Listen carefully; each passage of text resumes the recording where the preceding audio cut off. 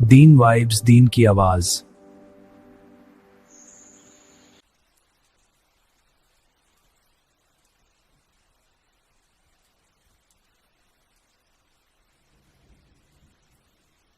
عامل لوگ بتاتے ہیں یا جس کی وجہ سے عامل لوگ الٹا لوٹتے ہیں لوگوں کو اور ان کے عقیدے خراب کرتے ہیں۔ ہمارے حضرت رحمت اللہ علیہ وہ اعمال بتاتے تھے، ان کا بھی بتانا ضروری ہے تاکہ ماں کو پتہ ہو کہ ان اعمال کے کرنے سے کیا کیا فائدہ ہوتا ہے۔ ہم جہاں جسمانی دوائیوں سے فائدہ اٹھائیں گے وہاں قرآن کے ان اعمال سے بھی فائدہ اٹھائیں۔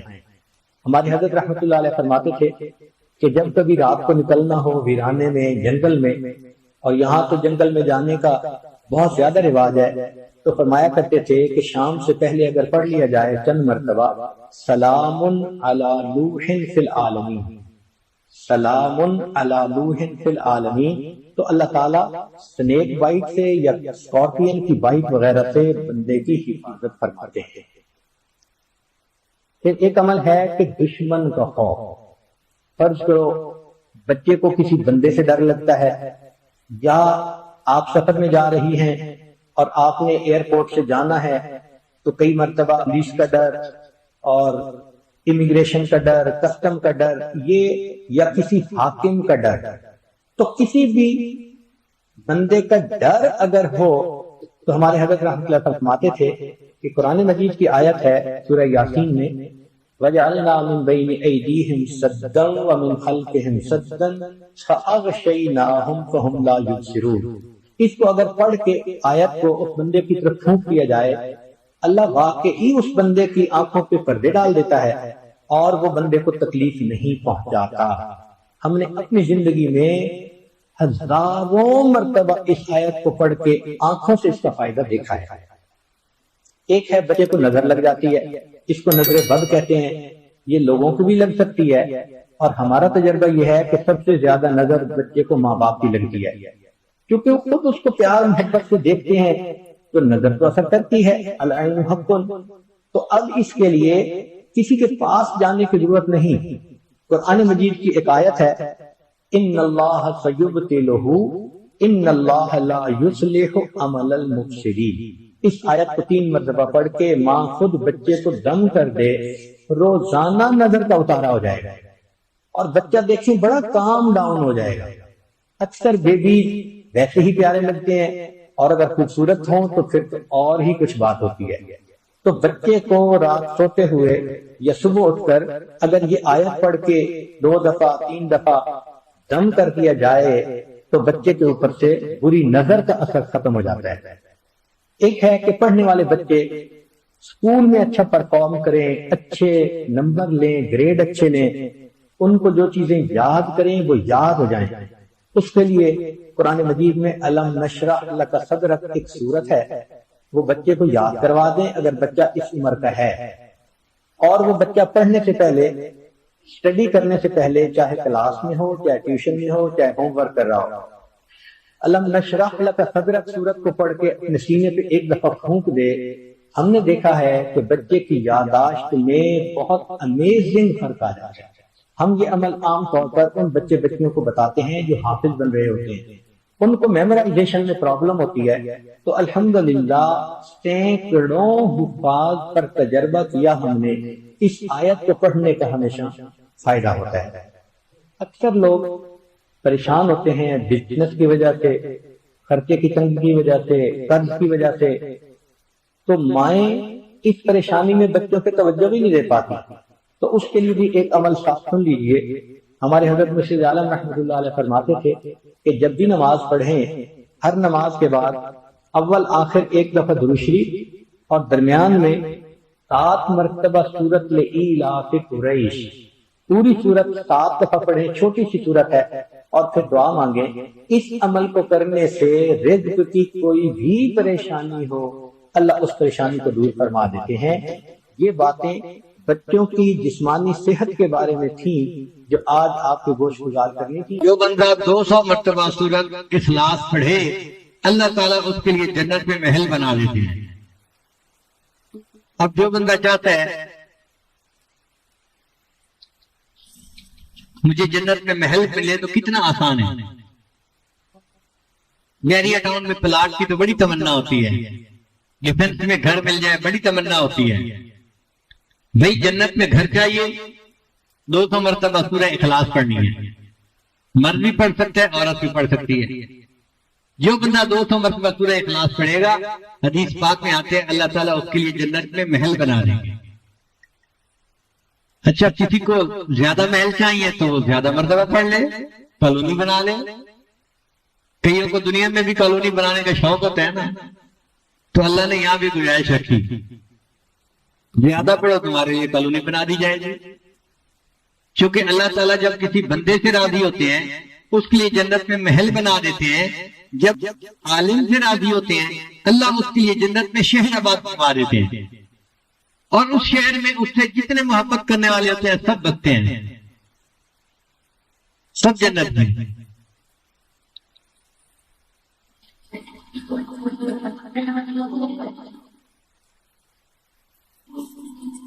دنیا میں کالا باغ سیٹ ہو سکتی ہے تو جنت میں سیٹ کیوں نہیں ہو سکتی بھائی؟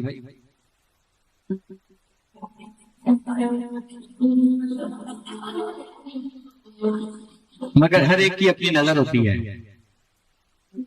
ہم ایک ملک میں ایک دوست کے پاس پھنس گئے اور وہ میمن تھا. مجھے کہنے لگا کہ میں آپ کو میمن کی بات بتاؤں. میں نے کہا نہیں مجھے نہیں چاہیے، حضرت میں خود میمن ہوں، کوئی اس میں غیبت نہیں ہے. میں ایک بات بتاؤں گا، حقیقت بتاؤں گا. وہ پیچھے ہی پڑ گیا. اے ماں کو میں کہوں نہیں سننا، وہ کہ نہیں میں نے سنانا ہے. حضرت میں نے یہ لطیفہ سنانا ہے آپ کو. اس نے تو میرا بیٹھنا مشکل کر دیا. تنگ آ کے جو امیر تھے رسول جماعت کے، وہ مسکرا کے مجھے کہنے لگے حضرت اس نے کوئی نہیں ٹلنا، آپ اس سے لطیفہ سن ہی لیں. تو میں نے اسے اشارہ کیا ٹھیک ہے. اس نے کہا کہ حضرت پتہ ہے میمنوں کا کیا ذہن ہوتا ہے؟ تو مجھے کیا پتا. کہنے لگا ہمارا ذہن یہ ہوتا ہے کہ ہم جائیں گے تو اللہ پاک سے عرض کریں گے یا اللہ اپنی جنت میں جو مکان جس کو دینے ہیں الاٹ کر دے، ساری مخلوق کو مکان دے دے، اور جب سب کو مکان مل جائے گا تو میں کہوں گا یا اللہ جو فالتو بچ گئے نا وہ مجھے دے دے، میں کرائے پہ چڑھا دوں گا.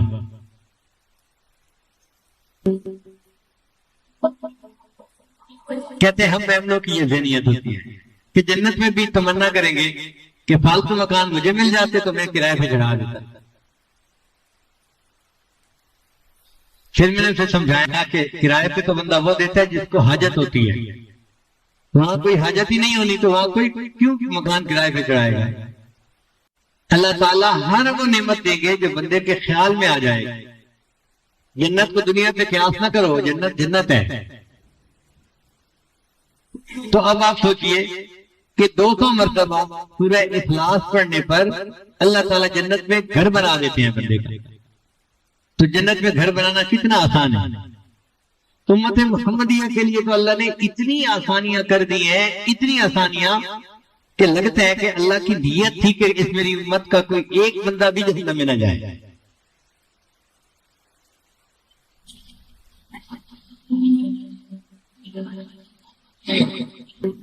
اور یہ چھوٹے چھوٹے بچوں کو سورہ اخلاص یاد ہوتی ہے. قل واللہ احد اللہ الصمد لم یلد ولم یولد ولم یکن لہ کفوا احد. ایک مرتبہ ہوگی. تسبیح لے کے بیٹھیں آپ 200 مرتبہ ایک ہی سٹے میں پڑھ لیں گے. تو اعتکاف کے اندر تو اپنے گھر بنائے نا جنت میں. پورے قرآن پاک کی تلاوت ایک تمنا دل میں رکھیں اور پڑھیں. 3 پارے 5 پارے 10 پارے جتنا توفیق ہوتی ہے اتنا پڑھتے رہیں، مگر تمنا رکھیں کہ میں نے اس لیول پہ پہنچنا ہے کہ ایک قرآن پاک روز پڑھا کرنا. اللہ تعالیٰ آسان فرما دیں گے.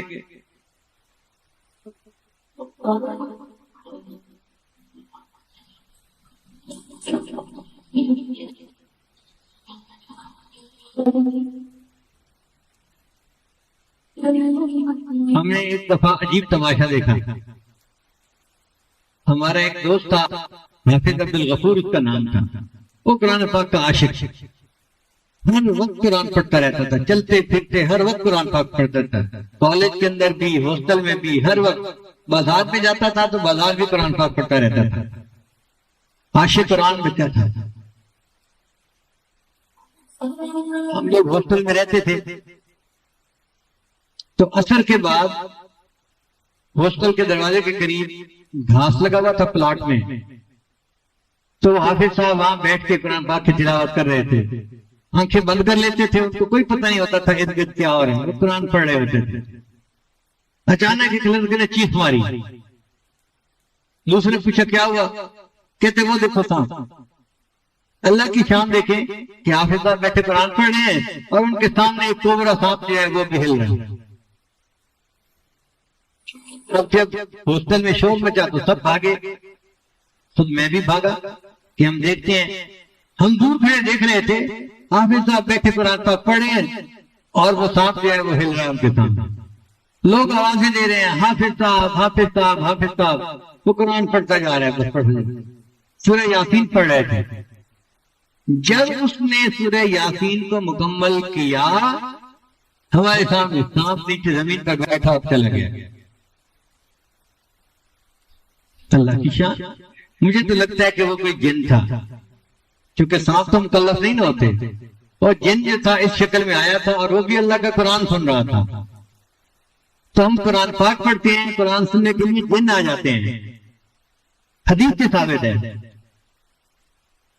نبی علیہ السلام قرآن پڑھ رہے تھے تو جن آ گئے اور ایک دوسرے کو کہنے لگے کہ خاموش ہو جاؤ، قرآن سنو. انا سمعنا قرآنا عجبا. تو اللہ تعالیٰ نے ہمیں یہ نعمت دی ہے قرآن مجید کا پڑھنا. یہ توفیق ایک نعمت ہے جس کی ہم قدر کریں اور قرآن پاک کو زیادہ سے زیادہ پڑھنے کی کوشش کریں.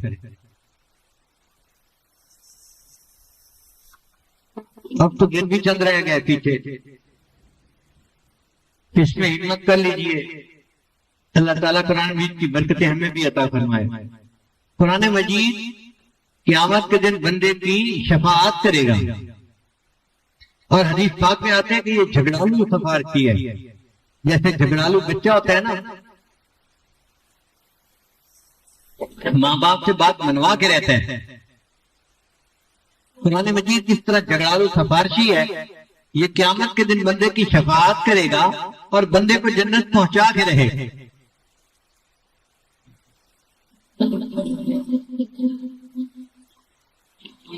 ایک صاحب نے خواب دیکھا تو کسی فوت ہوئے بزرگ سے ملاقات ہو گئی. پوچھا حضرت آگے کیا بنا؟ ان کا بھائی میرے اوپر اللہ کا فضل ہو گیا اور اللہ نے مجھے بخش دیا، اور میں نے اللہ تعالیٰ سے یہ پوچھا کہ یا اللہ اگر آپ مجھ پر خصوصی انعام فرمائے تو مجھے قبر میں قرآن مجید پڑھنے کی توفیق دے دے. اللہ نے مجھے توفیق دے دی تو بس میں ہر وقت قرآن پاک پڑھتا ہوں، نہ تھکنا ہے نہ سونا ہے نہ کچھ ہے، ہر وقت قرآن پاک پڑھتا رہتا ہوں. اس نے کہا اچھا آپ ہر وقت پڑھتے رہتے ہیں؟ کہنے لگا ہاں، اب تک میں 25,000 مرتبہ قرآن پاک مکمل پڑھ چکا ہوں. تو سننے والا بڑا حیران ہوا، آپ 25,000 مرتبہ قرآن پاک پڑھ چکے ہیں؟ وہ کہنے لگے ہاں، پریشان ہونے والی بات نہیں، یہ 25,000 مرتبہ کا ثواب تم لے لو، اور تم ایک مرتبہ سبحان اللہ دنیا میں پڑھتے ہو نا، اس کا ثواب مجھے دے دو. وہ ثواب زیادہ ہے 25,000 مرتبہ قرآن پاک پڑھنے سے. ایک مرتبہ سبحان اللہ کہیں گے تو اس پر اتنا اجر ملے گا. مرنے کے بعد اگر 25,000 مرتبہ بھی کسی نے قرآن پاک پڑھا تو ثواب نہیں ہے، کیونکہ عمل کا جہان چلا گیا. مرنے کے بعد بھئی حالات کا بنانے والا بھیجنے والا اللہ رب العزت ہے، وہ مغیر الاحوال ہیں. جب چاہتے ہیں حالات کو جیسا چاہتے ہیں بدل دیتے ہیں. تو یہ تو حکم پروردگار کا ہوگا تب بدلیں گے. دنیا کے کہنے سے حالات بدلتے تو دنیا جنت نہ بن جاتی، ہر بندہ اپنی من مرضی کی زندگی گزار رہا ہوتا. تو ایک ترتیب ہے اللہ رب العزت کے ہاں. چنانچہ ہمارے مشائخ نے 4 باتیں کہی ہیں لوہے کی لکیر. جب آزمائیں گے ان باتوں کو کھرا پائیں گے. پہلی بات کہ جو شخص اپنے اعمال کو سنوار لیتا ہے اللہ تعالیٰ اس کے حالات کو سنوار لیتے ہیں. جو شخص اپنے اعمال کو سنوار لیتا ہے اللہ تعالیٰ اس کے حالات کو سنوار لیتے ہیں. ہم اس کوشش میں لگے ہوئے ہیں کہ حالات پہلے سنوریں پھر اعمال سنواریں گے. آپ بات کریں دوست سے، بھئی آپ مسجد میں نظر نہیں آتے، کچھ کاروباری حالات ٹھیک نہیں، ٹھیک ہو گئے تو میں مسجد میں آؤں گا. یعنی ہم چاہتے ہیں حالات پہلے ٹھیک ہوں، اعمال بعد میں ٹھیک ہوں گے. کیسے ترتیب الٹ سکتے ہیں؟ چنانچہ جسے دیکھیے وہ اسی کوشش میں لگا ہوا ہے کہ پہلے حالات ٹھیک ہوں، بعد میں اعمال ٹھیک کریں گے. تو ترتیب ہی الٹی ہم کرتے پھر رہے ہیں. اعمال کو جو شخص سنوار لیتا ہے اللہ تعالیٰ اس کے حالات کو سنوار لیتے ہیں. اعمال بگڑیں گے، حالات بگڑیں گے. جب کہا میں نے کہ یا اللہ تو میرا حال دیکھ، جب کہا میں نے کہ یا اللہ تو میرا حال دیکھ، حکم آیا میرے بندے نام اعمال دیکھ. ہم حالات کا تو شکوہ کرتے ہیں، اپنے عمل تو نہیں نہ دیکھتے. تو اعمال کو سنوارنے سے اللہ تعالیٰ حالات کو سنوار دیتے ہیں. ہم اپنے اندر تقوی اور صبر و ضبط پیدا کریں. اللہ رب العزت ہر دور اور ہر زمانے میں تقوی اور صبر والے بندے کو فرش سے اٹھائیں گے، عرش کے اوپر بٹھائیں گے، تخت کے اوپر بٹھائیں گے. اب تقوی اور صبر کی طرف تو ہم آتے نہیں. چاہتے ہیں زندگی تو رہے جیسے ہم گزار رہے ہیں، حالات سیدھے ہو جائیں. کیسے حالات سیدھے ہو سکتے ہیں؟ سمپل سی مثال ہے کہ بجلی سے ایک مشین چلتی ہے. اب ایک بندہ مشین کو روکنا چاہتا ہے، ایک ہی ترتیب ہے کہ پیچھے سے بٹن بند کرو. آپ بٹن بند نہیں کریں گے، ہاتھ سے مشین کو پکڑ کے روکنے کی کوشش کریں گے، ہاتھ کٹوا بیٹھیں گے. سارا دن زور آزمائی کریں گے، مشین کہاں رکے گی؟ تو عقل مند بندہ مشین کو پکڑ کے نہیں کھڑا ہوتا، وہ سوئچ کو بند کرتا ہے. حالات کا سوئچ اللہ رب العزت کے ہاتھ میں ہے. تو ادھر رجوع کرنے کی بجائے کہ اللہ حالات کو ٹھیک کر دیجئے، ہم حالات کی مشین کے ساتھ کشتی کر رہے ہیں. کون ہمیں عقل مند کہے؟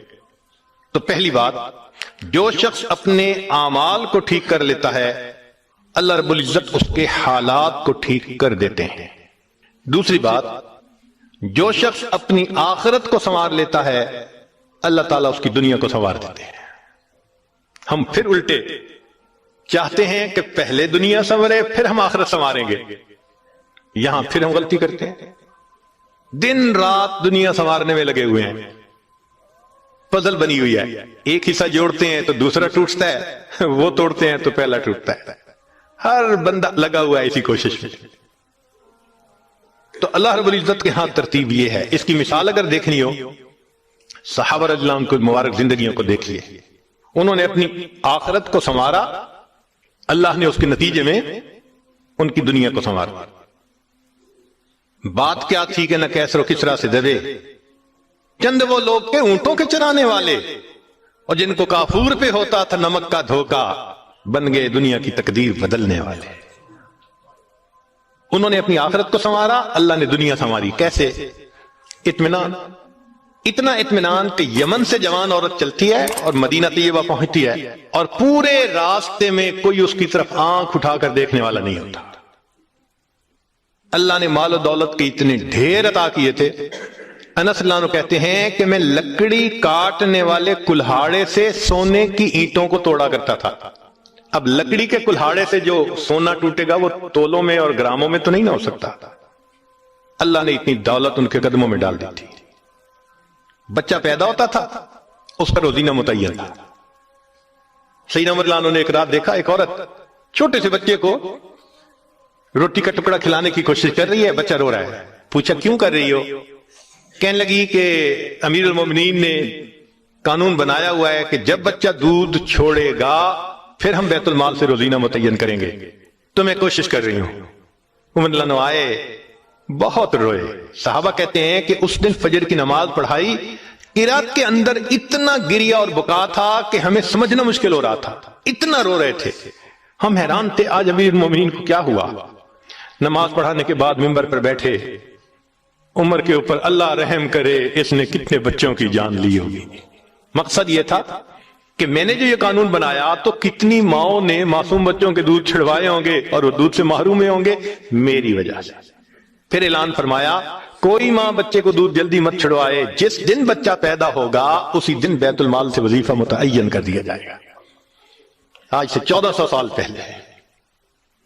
تو انہوں نے اپنی آخرت کو سنوارا، رب کریم نے اس کے بدلے ان کی دنیا کو سنوار دیا۔ قرآن مجید میں اللہ تعالیٰ فرماتے ہیں وَلَوْ أَنَّ أَهْلَ الْقُرَىٰ آمَنُوا وَاتَّقَوْا، اگر یہ بستی دیسوں والے ایمان لاتے، تقوی کو اختیار کرتے، لَفَتَحْنَا عَلَيْهِمْ بَرَكَاتٍ مِّنَ السَّمَاءِ، ہم ان کے لیے آسمان سے برکتوں کے دروازے کھول دیتے۔ تو ترتیب یہی ہے کہ جو آخرت کو سنوارتا ہے اس کوشش میں لگتا ہے، دنیا اس کا سایہ ہے۔ اللہ دنیا کو خود بخود سنوار دیتے ہیں، الگ سے محنت نہیں کرنی پڑتی۔ مثال کے طور پہ جو بندہ سچ بولتا ہے تجارت میں، اللہ تعالیٰ اس کی تجارت کو خود سنوار دیتے ہیں۔ قسم اٹھا کے یہ بات کہی جا سکتی ہے کہ سچ بولنے والا تاجر کبھی مفلس نہیں ہو سکتا، پاسبل ہی نہیں کہ سچ کی بنیاد ہو اور اس میں برکت نہ ہو۔ تو دو باتیں ہیں، جو شخص اپنے اعمال کو سنوارتا ہے اللہ تعالیٰ حالات کو سنوار دیتے ہیں، جو اپنی آخرت کو سنوار لیتا ہے اللہ تعالیٰ اس کی دنیا کو سنوار دیتے ہیں۔ ہارون رشید اپنی کھڑکی میں سے نیچے دیکھ رہا ہے، مسجد کے دروازے پر امام ابو یوسف رحمت اللہ علیہ تشریف لا رہے ہیں اور ان کے پیچھے دو شاگرد ساتھ ساتھ جڑے ہوئے ہیں، دونوں چاہتے ہیں کہ میں جوتے اٹھاؤں، ہر ایک اس کوشش میں ہے۔ جب امام ابو یوسف رحمت اللہ نے جوتے اتارے تو ان میں سے ایک بچے کا ہاتھ ایک جوتے پہ پڑا، دوسرے کا ہاتھ دوسرے جوتے پہ پڑا، دونوں نے ایک ایک جوتا اٹھا لیا۔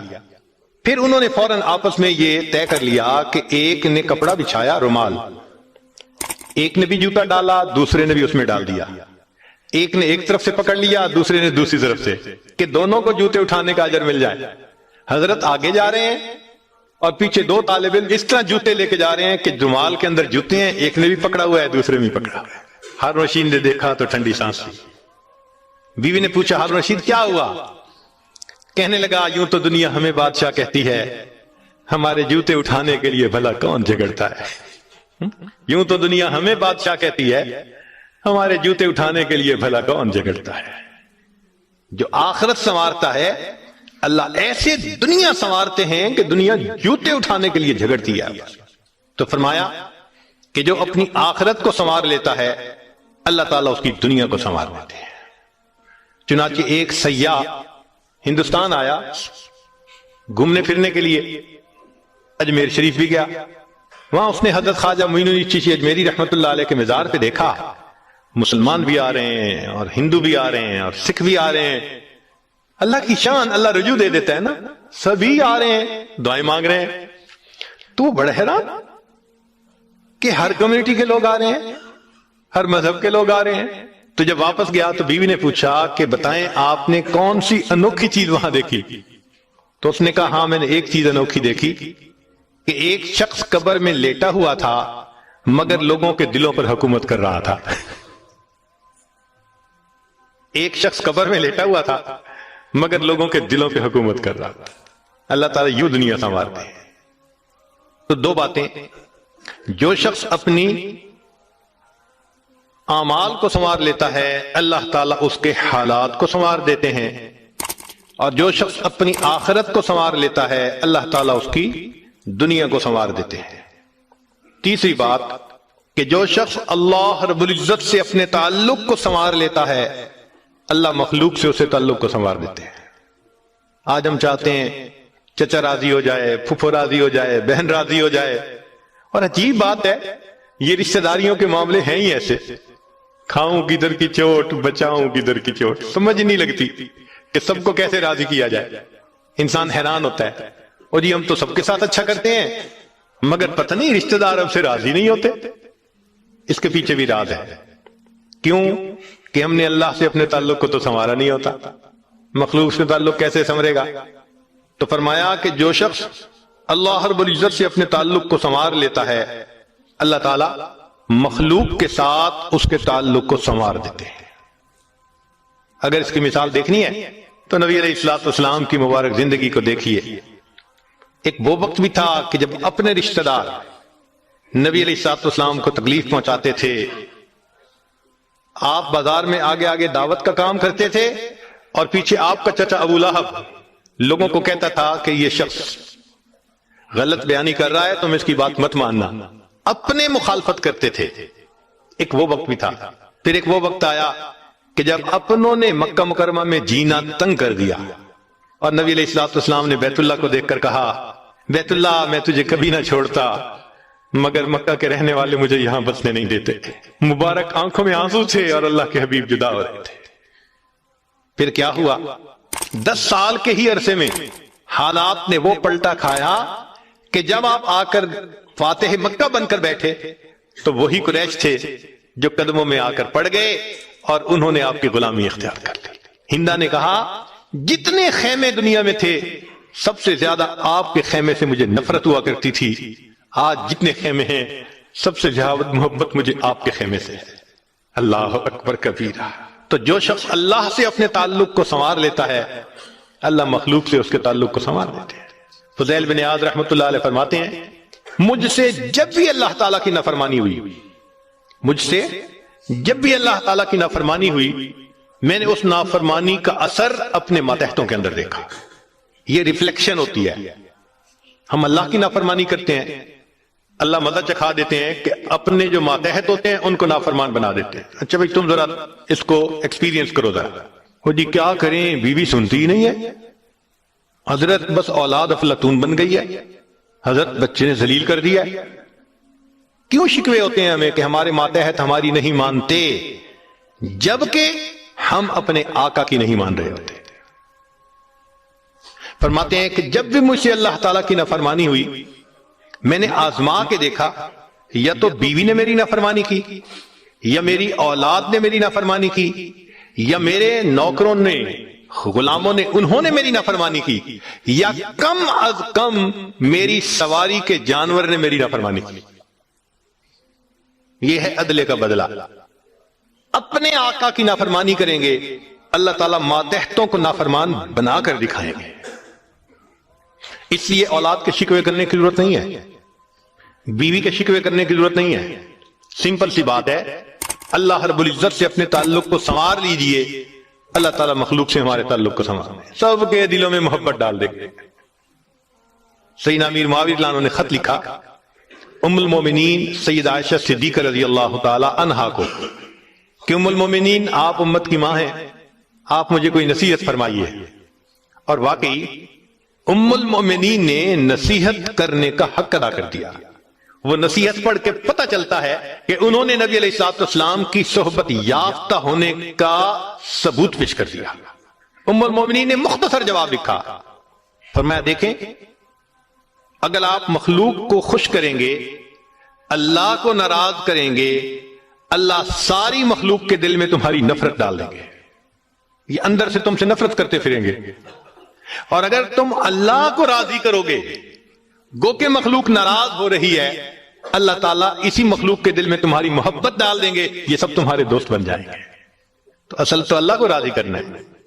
تو فرمایا کہ تم اللہ سے اپنے تعلق کو سنوار لو، اللہ تعالیٰ مخلوق سے تمہارے تعلق کو سنوار دیں گے.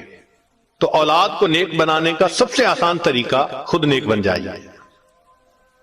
جو خود نیک بنتا ہے اور اللہ کے حکم کو توڑنے سے باز آ جاتا ہے، اللہ تعالیٰ اولاد کو مطیع اور فرمانبردار بنا دیتے ہیں. تو اب تک 3 باتیں. جو شخص اپنے اعمال کو سنوار لیتا ہے اللہ تعالیٰ اس کے حالات کو سنوار دیتے ہیں. جو اپنی آخرت کو سنوار لیتا ہے اللہ اس کی دنیا کو سنوار دیتے ہیں. جو شخص اللہ رب العزت سے اپنے تعلق کو سنوار لیتا ہے اللہ مخلوق سے تعلق کو سنوار دیتے ہیں. حدیث مبارکہ میں ہے جب بندہ عبادت کرتا ہے اور اللہ تعالیٰ خوش ہو جاتے ہیں، دعا جبرائیل، اللہ تعالیٰ جبرائیل علیہ السلام کو بلاتے ہیں اور بتلاتے ہیں کہ جبرائیل میں فلاں بندے سے محبت کرتا ہوں. تو جبرائیل علیہ السلام آسمانوں پر اعلان کرتے ہیں کہ آسمان کے فرشتوں اللہ تعالیٰ فلاں بندے سے محبت کرتے ہیں. یہ اعلان سن کر سارے فرشتے اس بندے سے محبت کرنے لگ جاتے ہیں. پھر جبرائیل علیہ السلام زمین پر آتے ہیں اور زمین پر آ کر پھر اعلان کرتے ہیں کہ لوگوں فلاں شخص سے اللہ تعالیٰ محبت کرتے ہیں. ثم یودع له القبول فی الارض، پھر اللہ اس شخص کے لیے زمین میں قبولیت رکھ دیتے ہیں، پرائے اپنے بن جاتے ہیں، دشمن دوست بن جاتے ہیں، مخالفین کے دلوں میں بھی اللہ ان کی محبت اور عظمت ڈال دیتے ہیں۔ تو مخلوق سے تعلق سنوارنے کا یہ ہے سب سے بہترین طریقہ۔ کس کس کے پیچھے بھاگیں گے، کس کس کی منت سماجت کریں گے؟ بہتر نہیں کہ ہم ایک ہی کو منا لیں، جس نے اللہ کو منا لیا، اللہ تعالی مخلوق کے ساتھ اس کے تعلق